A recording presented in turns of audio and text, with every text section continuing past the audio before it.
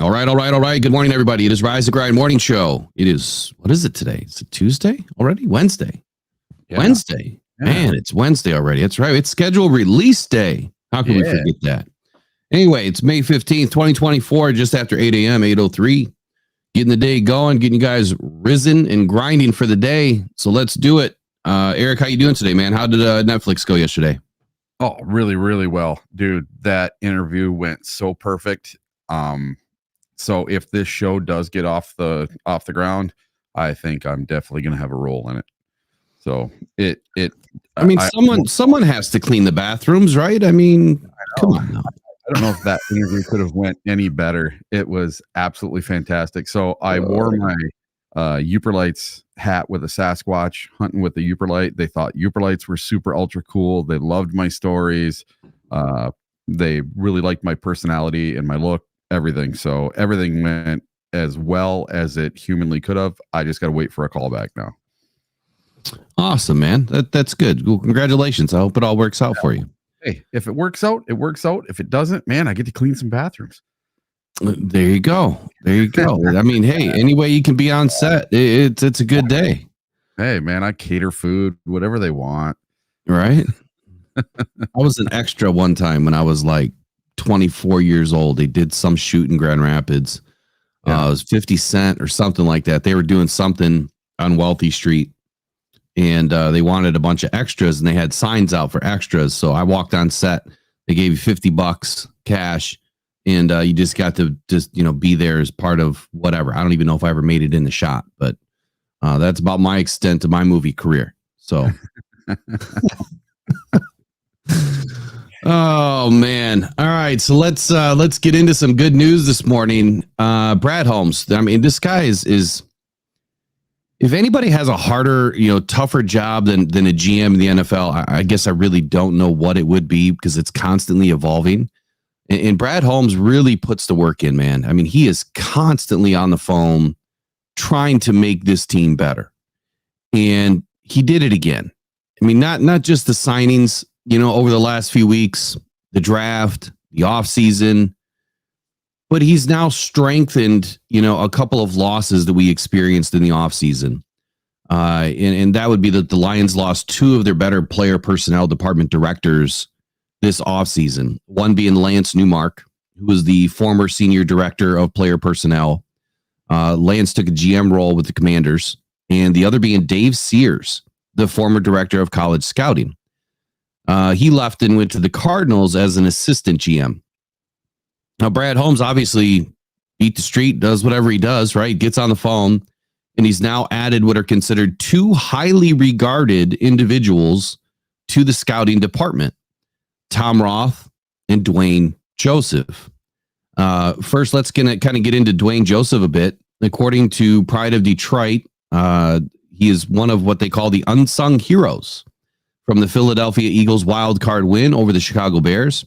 He was the guy who actually discovered these unsung heroes that kind of made the critical plays in that game. In 2022, Joseph was interviewed for the Raiders GM position, or the vacancy as it was. And although he didn't get the job, he did end up maintaining his director of pro scouting role despite the regime change, which speaks volumes. I mean, when you can latch on from, different regime to regime, I mean, I think that speaks volumes of the type of person you are, the character you are, how well you do your job, right? Especially in the NFL, which is, not for long, not just players, but coaches and assistants and everybody else. I mean, their job is always on the line every single season.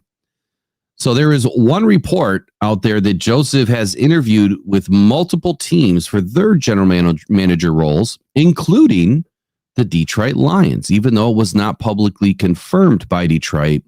Again, according to Pride of Detroit, Joseph was a candidate at one point prior to Brad Holmes. So, I mean, that's interesting to me that we're bringing in guys that have that kind of flavor, right? I mean, that type of experience to the scouting department. So huge ups here to Brad Holmes for bringing in these type of people. When we look at Joseph's career, according to Wiki, it is lengthy. More than 25 years of service in the NFL.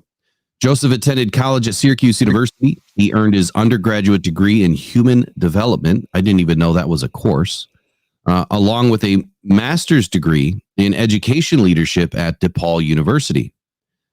He spent his first season with the Chicago Bears, 94-96. He won Super Bowl 52 with the Eagles, defeating the Patriots, obviously as a member of the team. As an executive, he was with the Bears from 98 to 2000, coordinator of player programs. Again, with the Bears, 2001 to 2003, director of player development. And then he moved on to Miami, where he was a regional scout. Miami, again, in 2007, he was upgraded to the assistant director of pro personnel. Then Miami again, upgraded again, or downgraded, I guess it would be, as a regional scout. And then Chicago Bears, 2012, assistant director of college scouting. 2013 to 2015, he was the assistant director of pro personnel. And then he moved on to the Eagles in 2015 through 2019, where he was the director of pro personnel. And then the Raiders, 2019 to present, and now Detroit Lions in 2024, he was the director of pro scouting. So we don't know his exact role yet. I'm sure it'll come out in the coming weeks. We'll just have to pay attention to the Detroit Lions website and see where he kind of slots, with everybody else that's already part of this team. And I couldn't find as much information on Tom Roth. There wasn't a whole lot out there, but probably to try to, again, add a little context here. So as for Roth, he's been a longtime scout for over 2 decades. He spent his first 14 years as a college scout for the Bills, in the last 6 years with the Tennessee Titans. His most recent title with the Titans before being removed from the team website earlier this offseason was also college scout. So big mouthful. Super excited to have these gentlemen added to this team. I mean, Brad Holmes is building an amazingly quality team, right? What do you think about these changes here, Eric? What do you think about adding these guys to the team here? Every offseason, Brad Holmes seems to be this sly ninja, right? He finds all these guys that just happen to not have a job that are high quality people. Our scouting department is second to none. If they're finding people like Manu over in Canada, they're putting in the work. They're putting in the hours. Because they had to go up to Canada to go watch him, So these guys are putting in the work. They're not just regional. I mean, they're going everywhere. And with what Paul was saying, with overseas, with all the overseas football going on now, who knows? Maybe Brad will start sending some of these guys over to China or over to Japan or over to Europe to watch their football programs. Maybe we'll start getting some of those guys. Yeah, I mean, after talking with Paul the other night, I didn't realize until he had said it that, the game is really developing over in China. Yeah. Which is, it's interesting to me. I mean, when you think of, some of the bigger athletes that have come out of China, it seems like you've got like 2 factions. You've got like, the shorter faction of the Chinese population. Then you get some really big dudes like, sumo type wrestlers, some big dudes out there, Look at the NBA and Major League Baseball. They get guys from over there. Yeah. Why couldn't football do it, man? There's no reason football shouldn't be getting people from overseas. Yeah, it'll be interesting to see how it all develops over the next 10 years and just how big of a sport it becomes in Europe. I mean, it's growing like wildfire already. And the Lions are one of, even before last season, the Lions have been one of the favorite teams over in the UK. Yeah. So it's fun to watch that all go down. So last night, or during the day at least, obviously I was stuck on the backyard landscape project all day, but Jared Goff contract details. So I wanted to get into a little bit. Now, some of this stuff still isn't as clear. I mean, it's as clear as mud to me, because some of it's just not put together in a way that makes sense, or maybe I don't understand the verbiage here that they're using. But I want to start initially with a quote from Brad Holmes to kind of kick off Jared Goff's deal here and what this really means to this team. So here's Brad Holmes. Earlier this offseason, he said, "I've always had belief in Jared." This was his end of the year press conference. He said, "You guys have always heard me. I don't know what more needs to be said from a leadership or from performance standpoint. or more he needs to do in that regard. But in terms of the belief, as always, I think I said this to you guys before, is that he got drafted in 2016 and he wasn't the full-time starter. But in 2017 was his first year as a full-time starter, and he made the playoffs. He got exited versus the Falcons that year, but the second year, as a full-time starter, he went to a Super Bowl. And what I didn't understand why his career was defined after he went to a Super Bowl, a second year as a full-time starter. And so when he came to us, I always had belief. So him doing what he did this past year or even the year before, it's no surprise to us. I find, when Brad Holmes speaks about players, I think he speaks from his heart. I think he speaks from his experience. There is another topic I'm going to get into this morning about Brad Holmes. It won't be a long one, but is his ego injected into this? So I came across some information on the old interwebs, the old highway there. And there was a certain group of people talking about Brad Holmes' ego again. That came out a couple of weeks ago, right? They're talking about his ego during the draft and, he's too cocky or whatever. It's kind of come up again in an area that's lesser known, to everybody. It's not out in the mainstream media. So I'm going to touch on that. And does Jared Goff have anything to do with that? And it's not negative, in my opinion. I think it just speaks to what Brad Holmes believes in these players, and especially players that he has relationships with. So based on that quote, the fact that Brad Holmes has always had belief in Jared Goff and has now watched him grow and develop into an excellent quarterback in Detroit and has pulled Detroit out of the mud. I mean, literally pulled us out of the crap into the headlines. What's your first thought there, with Brad Holmes' statement? Well, Jared Goff, to me, he was a throw-in. Brad Holmes didn't think he was a throw-in, but all these critics think he was a throw-in. And he was a bridge quarterback. He's supposed to be a bridge. He's not a bridge. This guy has done nothing but have absolute success since he got here. Now, his first season had to get his feet under him. That, I think, partly had to do with changing offensive coordinators and then having Dan Campbell run the offense for the second part of the season. And he had like Ben Johnson in training. So you had a lot going on. And I absolutely love this contract for Jared Goff. It cements him for the future. It keeps everything on track. And listen, Goff has nothing to worry about anymore.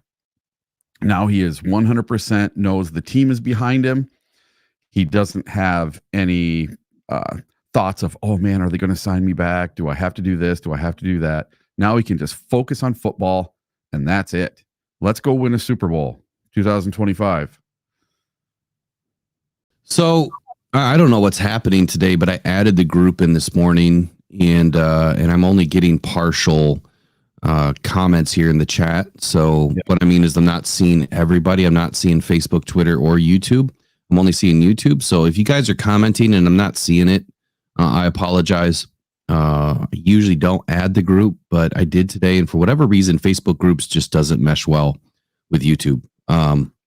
Just never has. But maybe that'll be fixed with the new streaming service, which I'm considering trying again tonight. I've got it scheduled through the regular service here, but we'll see if I probably won't. I don't want to screw up the scheduled release.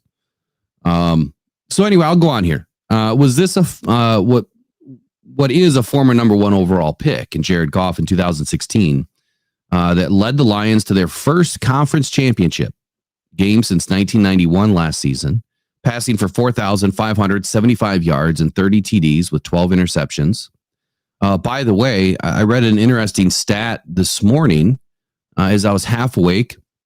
Something about Jared Goff having the lowest amount of interceptions. Did you see that stat too? Yeah. Let me see if I can pull it up here. So I got it. It was a very, while you're looking for that, I'll continue on to this. So in 2023, some controversy started among the fan base. And I don't understand why. And this is not an indictment, right? I'm not attacking anybody here, but I don't understand why people just can't admit that they were wrong. Like yesterday, I admitted I screwed up. I screwed up the information that I heard, and I made right for that because that's just not who I am. That's not what I do. I don't try to put out bad information ever. That's like the first time I've ever done it. But it was my fault. I screwed it up. I was too busy and I didn't take it serious enough. So I just don't understand why, some parts of the fan base just don't admit that they're wrong or maybe they don't understand football as much as they think they do. And again, this is not an attack on anybody, or really you just have this hate for Goff for whatever reason. And again, I don't mean this as a slight against anyone individually, but what I'm saying here is we knew this deal was going to happen. It just made perfect sense. And clearly many in the business, the football business, the analyst, the 3-4 letter, network companies, they all believed that Goff was deserved of this contract. And yeah, you have some critics out there. There's always going to be the one or two that, absolutely despise the guy. And I guess when I really look at this from a broad brush standpoint, I would say that maybe 85-90% of the fan base is on board with this. Just from looking at the comments and, kind of gauging, positive versus negative.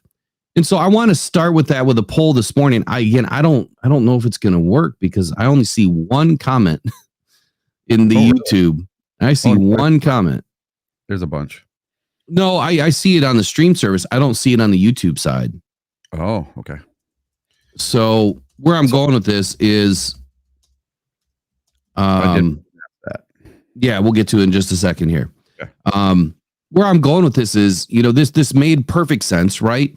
That the Lions selected Hendon Hooker as the franchise's highest drafted quarterback since Matthew Stafford, who went first overall in 2009. But Hooker was taken to compete as Goff's primary backup in 2024 after recovering from his knee injury that he suffered in college. And he's been brought into this team kind of as a security blanket, which again is everything that I've been speaking to about Hendon Hooker. Is I always wanted a guy on the team. He was one of my top picks last year in the draft for quarterbacks. And I thought that he was going to be this security blanket for Jared Goff, somebody that would help push Jared Goff, somebody that would help give this offense and defense better looks for more of a mobile quarterback, which we do need. That's why we bring in players that do have legs, because we need to practice against those guys. The guys that make this team are going to be different than Goff. They're going to have different skill sets than Goff. They can be utilized in different situations during practice to assimilate, what's going to happen in the upcoming game. So under no certain, circumstance here, do I believe that Goff has any reason to really be looking over his shoulder. And especially now with this contract. I mean, I think that when we get into some of the details, which I said, kind of clear as mud, there's really not a way out at this point. So go ahead with that stat that we found. First of all, I see that Tony. NY is in that little Ford network. He's 57 years old. Kiss my butt, Tony. I was going to say something too, even before I saw him get in. Okay, the only quarterback in NFL history to throw for 30,000 plus yards and have fewer than 100 interceptions in their career is Jared Goff. Jared Goff. Yeah. Exactly. That's an incredible stat, man. 30,000 plus yards in less than 100 interceptions, right? Yep. And I have to say, I am so glad that you are on the same page as me with this whole Hooker thing. There's so many fans that just, I don't know what it is. I don't know. They just want change at quarterback. I don't understand it. The Lions want a pocket passer. They don't want this guy to run around like Justin Fields or whoever and get hurt all the time.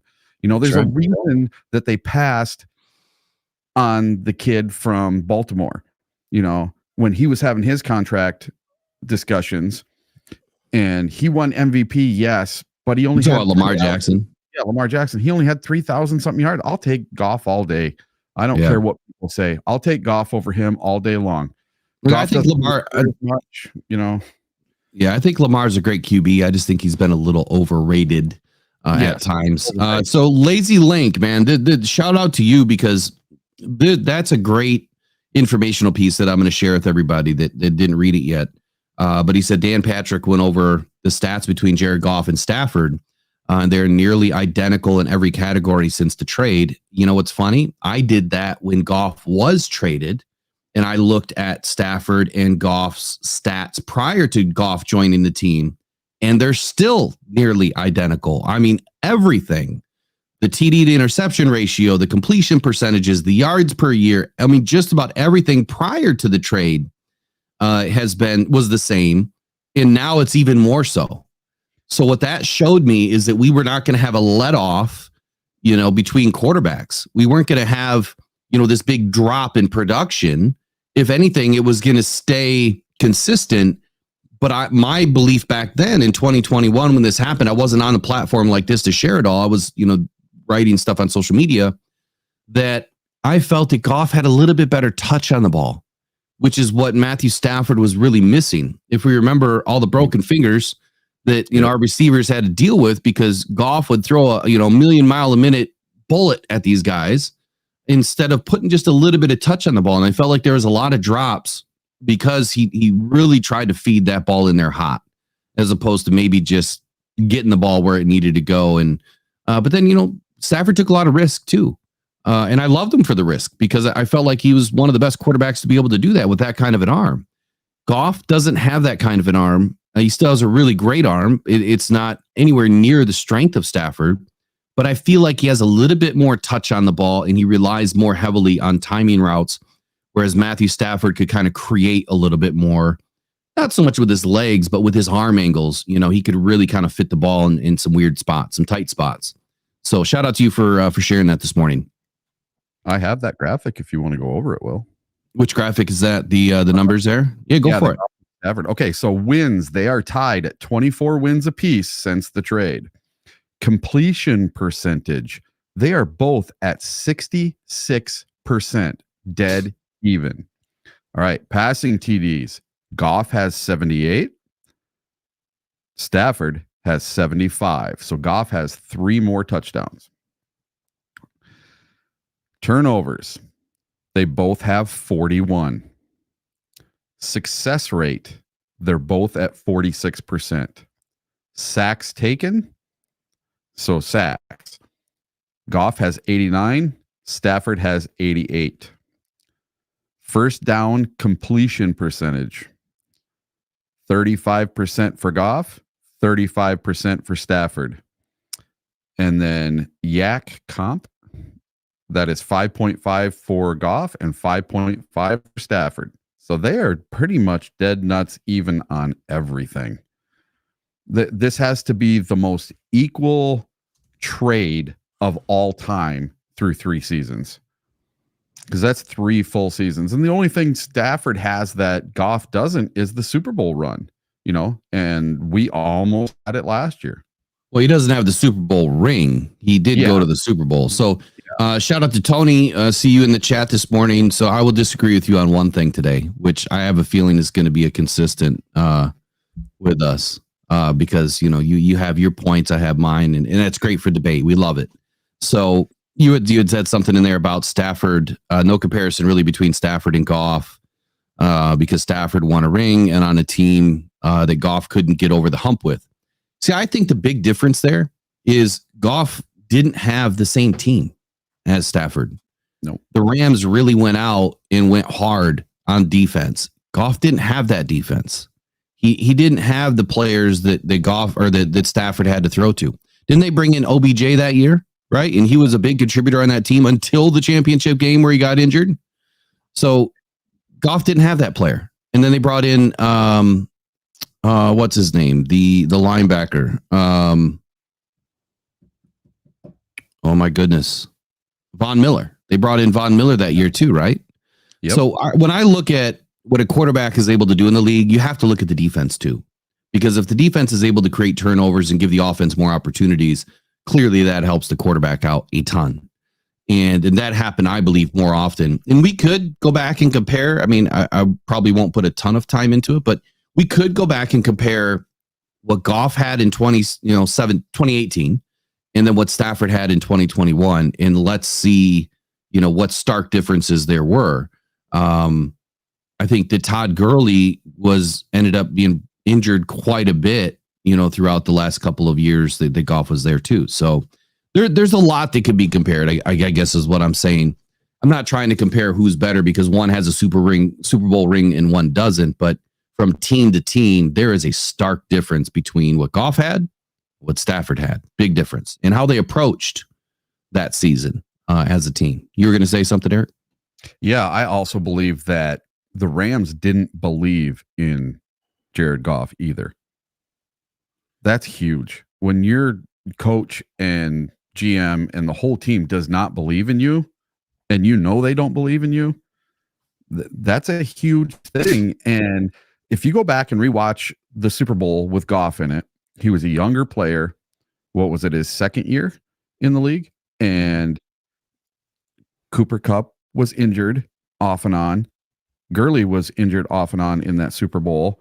And then Goff threw some amazing passes that got put on the ground, just like in the NFC Championship game. So I don't put that game all on Goff either, and the Patriots just happen to have a really, really good defense. The Rams didn't even score a touchdown in that Super Bowl, if I remember correctly. No, I don't think they did, man. Patriots were Goff's kryptonite, man. Shout out to Adam Baidoon in the chat this morning. Says you could also argue that Goff's Detroit team has a ton more than Stafford had across the board from the front office to the roster. I agree with that today. I think that Goff now has a pretty loaded team. I don't think that there's any excuses. I think that this is going to boil down to, who's the better team on Sundays or Mondays or Thursdays or whatever day they're playing, right? I think that Goff definitely has the best team he's ever been on today. And shout out to someone else who I forgot who said it, but bringing in, Gibbs and Laporta, Amon-Ra St. Brown clearly have changed, this team for the better for Jared Goff. He's in a great position and he has one of the best offensive lines. And I think that's another thing I want to put to bed here is I always hear this argument that, well, Jared Goff wouldn't be Jared Goff because, if he didn't have this great offensive line, he wouldn't be able to do what he does. Please tell me one quarterback in the NFL that has success that doesn't have a top 10 offensive line. And when I say success, I mean perennial playoff contenders and, division contenders. I would dare say there's none. You might have an outlier here or there, but that's the exception, not the rule. So, I mean, I'll leave it with that. We'll continue on here with Jared Goff's contract. Quick question in here from Adam says, do you think that the supporting cast argument is overblown for quarterbacks? I was just talking about that because I do. Only quarterback in my life that overcame a bad team was Andrew Luck. You need talent and coaching. Spot on, Adam. Spot on. Adam, I don't know if you come on shows or not, but I'd love to have you on, man. We'd love to have your opinions on the show. And I think a lot of people miss you on in the morning, man. So yeah, I'm an Adam Baidoon super fan, man. I used to tune in every single morning, man. And then even when he had his show on YouTube, just him, that only lasted for 4 or 5 weeks, dude, I watched you every single day. So you got a little super fan here, Adam. I loved your takes, and I loved how you used to argue about the Lions, but not in a negative way. Just had his own opinions. I loved it. There's nothing wrong with being critical and honest and realistic. It's one of the stances that we take here too. And I think that it doesn't go always that well with other people listening, right? They hear you being realistic and they're too far off into the Kool-Aid. They're a gallon deep, and that should be a shirt, right? Gallon deep of Kool-Aid. But anyway, you said on there. What's that? Adam brings the cocaine on there. If you ever watched it, it was a big thing on there. Oh, I don't remember that part. But so anyway, getting back to this, look, Hendon Hooker's our security blanket. Let's just hope he turns out to be a really good quarterback behind Jared Goff, because please tell me the last time we really had a 1-2 punch at the quarterback position, like in the last 30 years, who was really I know that there was one other quarterback that was decent as a backup. The name escapes me right now, but it's been that long. I mean, we really haven't had a good 1-2 punch as quarterbacks that we could rely on if our number one went down. But moving on to Jared Goff's contract extension, it was broken down by Albert Breer a little bit yesterday. $73 million signing bonus. $73 million signing bonus looks to be the largest in the league history, just edging out the $72.5 million that Lamar Jackson received in his deal last season.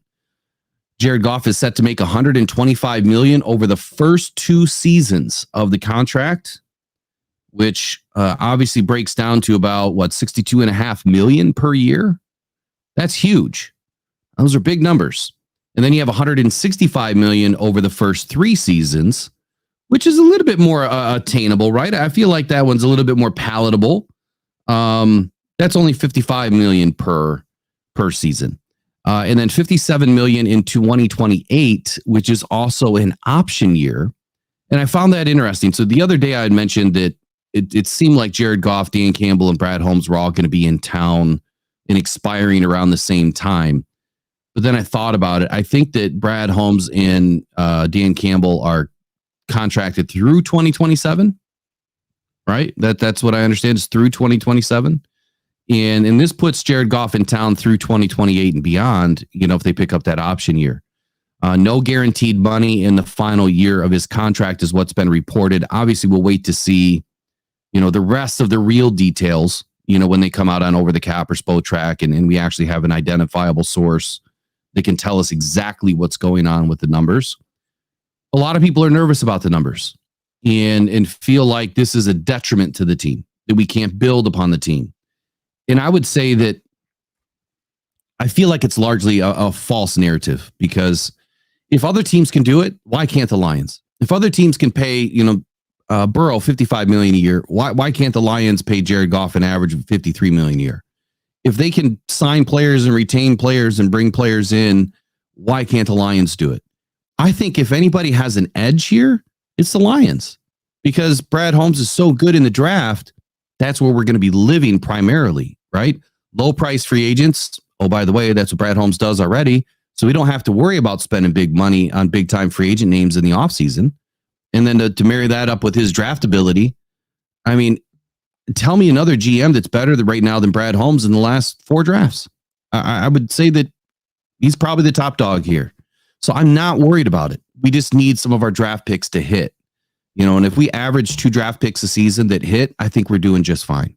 Aiden Hutchinson's not going to be up for a contract until after this season. Does that mean that he's going to get one? No. I don't think that it means he's going to get one. He'll probably get one after his 4th season.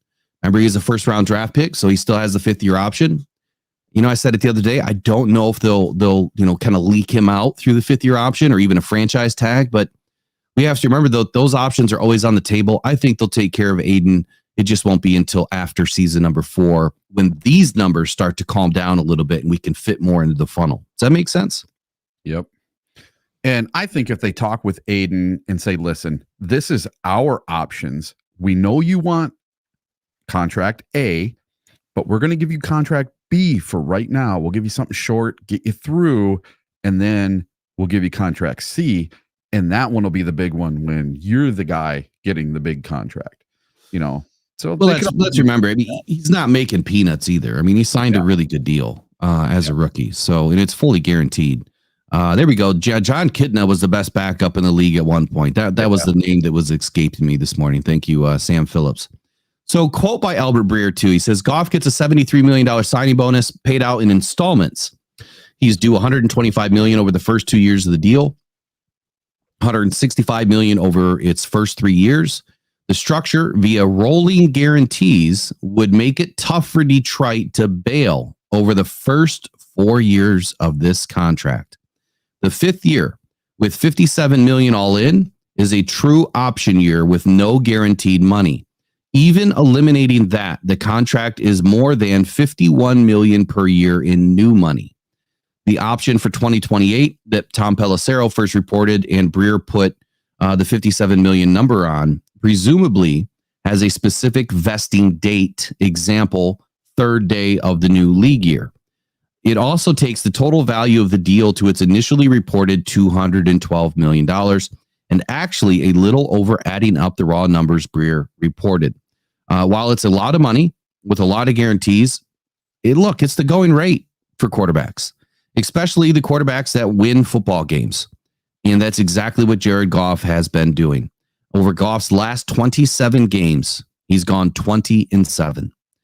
And he helped the Detroit Lions to their first division championship since 1992. First in the NFC North, by the way, no longer the Central. Additionally, he helped get the Lions to the NFC championship game, which we all lived through that agony. I mean, he won that game. Goff got that team out hunting right away. I mean, they were scoring left and right, got up to a great lead, and then it just fell apart. For whatever reason, you can call it the drops, you can call it the fumble, the defense giving up way too many yards at the end or the second half.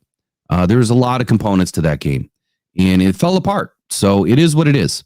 We'll get back this year. That's the plan. And hopefully this time move on and bring that Lombardi finally to its real resting spot, which would be Detroit here in 2024.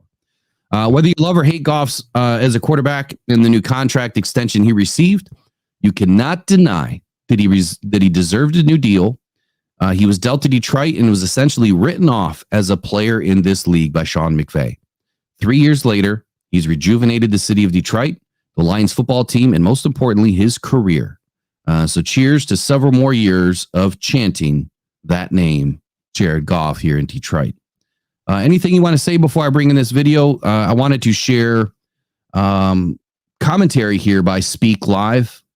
Phenomenal show. They do an excellent job. Just kind of came across them the last few days, and they had a lot to say about Jared Goff and a lot that I agree with. Yeah, I just have to say, hey, this chat is off the hook today. I love it. It's going crazy. I love the chat today. Keep it going, guys. Awesome. I actually got the chat back, so I can actually see some things now. Yeah, everyone nuts in there. I love it. I don't see any Q&A answers. I don't even know if that poll worked. But anyway, I don't even know how many people are on yet right now. So let me pull in this video, and hopefully it doesn't. Hopefully I don't get any warnings or anything. But I wanted to play this morning. There's a lot of great information in here. It's about 15 minutes. I probably will cut it off at some point. I just wanted to get through some of this because you've got 4 panelists here that have all said different things about Jared Goff in the past. And now there's a lot of new things they're saying about Jared Goff. Let's listen to what they had to say. See, this is where I disagree. Like, stark difference between teams here. And the stark difference with what the Rams did, and what they let down. I mean, they let the Patriots beat them up. I would say that was a defensive issue on both sides of the ball. I don't think that McVay's team got Jared Goff in the best situation. They didn't have him prepared to take on that Patriots defense. And then this last season, did Jared Goff really leave plays on the table? I mean, how many points do you have to put up to win a game? We've seen him put up 35 plus points multiple games, right? 30 plus points in probably a dozen games. He puts up the points. I think that, there was a coach letdown when we didn't attempt the field goal. We probably should have. Hindsight's always 20/20. But our defense completely collapsed in that second half. So that's where I started to disagree with this guy. But we'll listen to what he says here in just a moment. Hold on a sec. What do you mean the stream cut off? I still see it. It's still up, yeah? Yeah, I still see it. Still says it's live. No. The YouTube stream says stream unavailable. Uh-oh. I think it got put down because of the video you were putting up. Oh well. Well, we'll end it for the day then. We'll come back here in a little bit. Okay.